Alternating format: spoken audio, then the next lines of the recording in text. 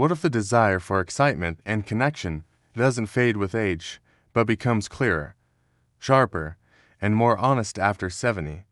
Most people over 65 believe that romantic interest, curiosity, and emotional pull are supposed to quiet down with time.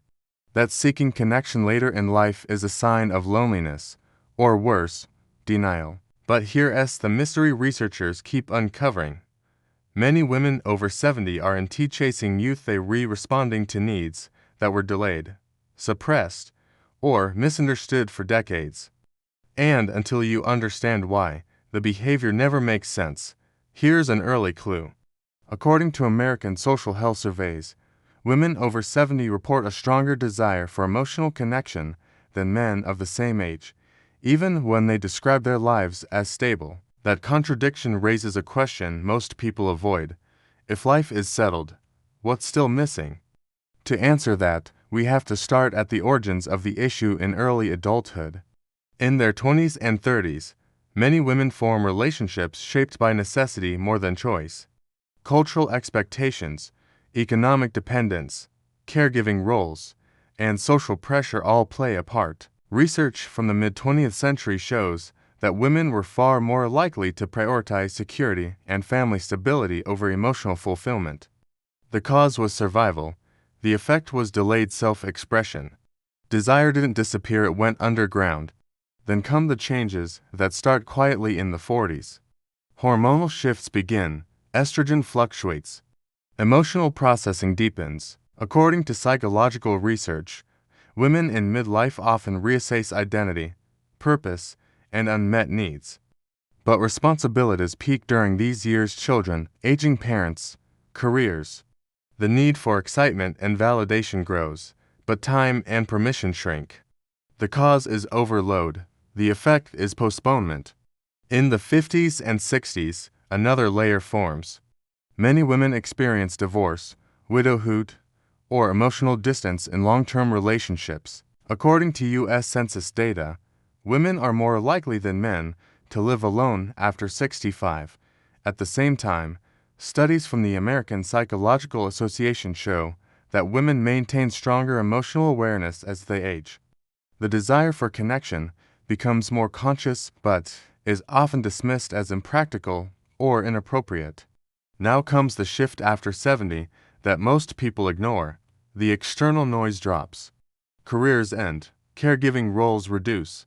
Time opens up. According to the theory of socio-emotional selectivity, developed by psychologist Dr. Laura Carstensen, as people age, they prioritize emotionally meaningful experiences over future-oriented goals. For women, this often means honesty replaces obligation. The question changes from what should I want to what actually makes me feel alive. This is where the 5 honest confessions begin to surface, not publicly, but quietly, repeatedly, across millions of women. The first confession is this: excitement isn't about youth, it's about feeling seen. Research shows that emotional attunement activates reward centers in the brain at any age. After 70, women often feel invisible. A man who listens, engages, and responds can restore a sense of presence. The cause is social invisibility. The effect is renewed vitality. The second confession is the desire for polarity. Many women report missing the contrast that romantic connection brings, the feeling of being emotionally met by someone different from them. Studies in social psychology show that complementary interaction stimulates curiosity and engagement. The benefit most people overlook is cognitive and emotional stimulation that protects mental health. The third confession is wanting affirmation without obligation.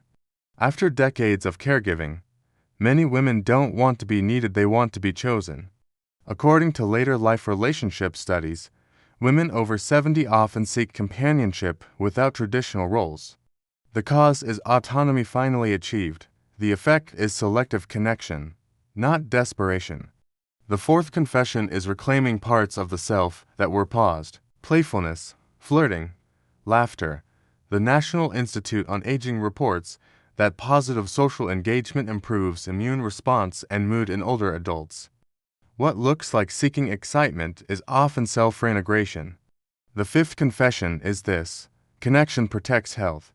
Data from a health and retirement study shows that emotionally connected seniors experience lower rates of depression and cognitive decline. The desire for companionship and indulgence is adaptive. Here's the breaking point where this becomes visible. A woman who once said she was done with relationships suddenly feels restless, or energized after a conversation, or disappointed when days pass without meaningful interaction. This isn't regression, it's alignment. It's the body and brain responding to emotional nourishment, but the fallout can be complicated. Health improves with connection, but vulnerability increases too.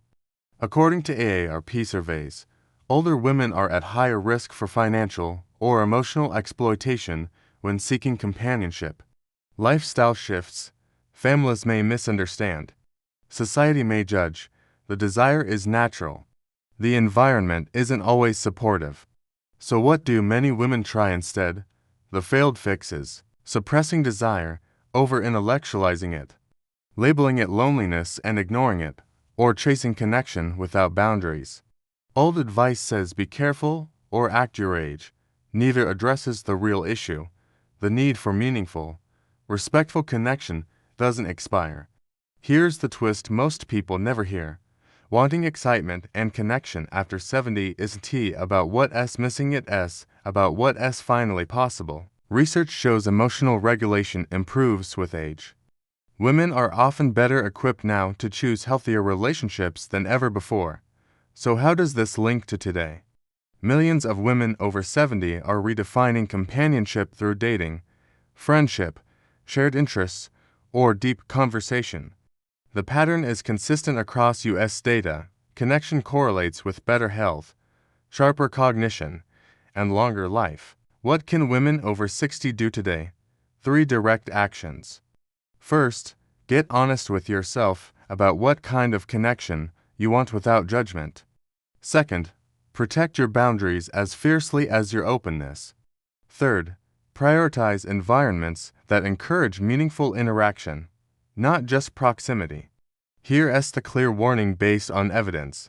Ignoring emotional needs doesn't make them disappear, it redirects them into loneliness, depression, or poor health. And here's the open thought to carry forward. What if the desire you feel isn't a problem to solve, but a signal guiding you toward a fuller life? If this made you think differently, like this video and share it with someone who needs to hear it. And subscribe for the next chapter, where we'll explore how seniors build deep connection later in life without regret, risk, or apology.